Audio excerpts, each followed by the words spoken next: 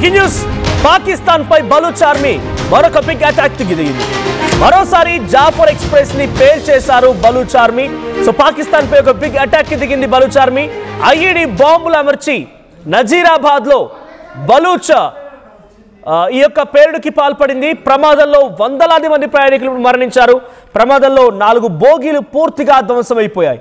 దాడికి ఇప్పుడు మేము బాధ్యత వహిస్తున్నామని చెప్పి బలూచ్ ఆర్మీ ఒక లేఖను కూడా విడుదల చేసింది.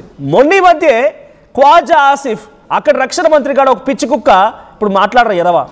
నేను ఈ మాట ఎందుకు మాట్లాడుతున్నట్టు వాడు ఏమన్నాడు డైరెక్ట్గా, భారత్ ఆఫ్ఘనిస్తాన్ రెండింటినీ ఒకేసారి పేల్చేస్తాం, ఒకేసారి ఈ 2 దేశాలపై యుద్ధం చేస్తామన్నాడు. ఇప్పుడు జైక యుద్ధం